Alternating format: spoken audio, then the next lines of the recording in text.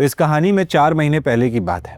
तुलसी त्रिवेदी 25 साल की एक लड़की, मॉडर्न इंडिया हिस्ट्री में मास्टर्स कर रही है।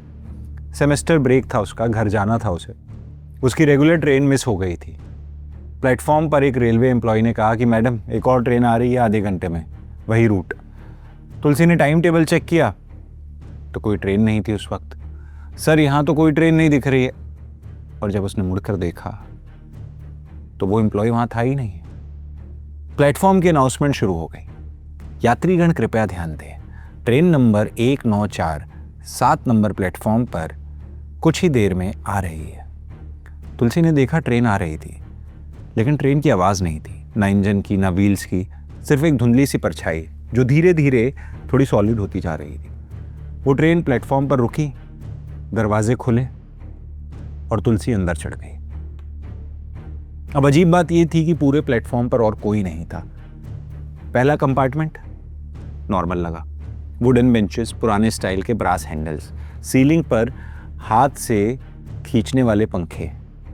आपको थोड़ा अजीब लग रहा होगा कि ये कैसी ट्रेन है, पर तुलसी हिस्टोरियन थी, उसे पता था कि ये ट्रेन आज की नहीं है, ये ट्रेन 1940s की है, कॉलोनियल एरा, ब्रिटिश राज के आखिरी साल। उसने सोचा शायद हेरिटेज ट्रेन है टूरिज्म के लिए। फिर उसने पैसेंजर्स को देखा, लोग बैठे थे, काफ़ी लोग, खादी कपड़े में कुछ, सलवार कमीज में कुछ, लेकिन कोई भी ना हिल नहीं रहा था। और उसी वक्त तुलसी ने एक आदमी से पूछा कि भैया ये ट्रेन कहाँ जाएगी? कोई जवाब नहीं। उसने करीब जाके देखा तो उस आदमी की आंखें खुली थी, लेकिन उनमें कोई फोकस नहीं था। वो देख रहा था लेकिन उसकी नज़र एकदम खोखली थी और उसकी गर्दन पर एक लंबी गहरी लाइन थी, काली, सूखी हुई, जैसे किसी ने बहुत साल पहले उसकी गर्दन रेत दी हो। तुलसी पीछे हट गई, दिल जोर से धड़क रहा था। उसने अगले कंपार्टमेंट का दरवाजा खोला। अब ये कंपार्टमेंट अलग था, green rexine seats, overhead luggage racks. Tulsi को एक स्मेल आई, जली हुई कपड़े की और कुछ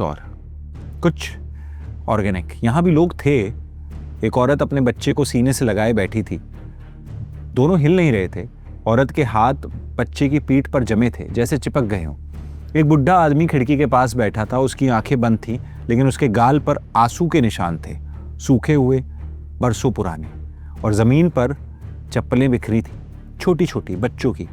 सीलिंग पर दाग थे, काले बड़े बड़े, कुछ जगह चमड़ी के टुकड़े लटके हुए, सूखे हुए, जैसे किसी ने नोच कर फेंका हो।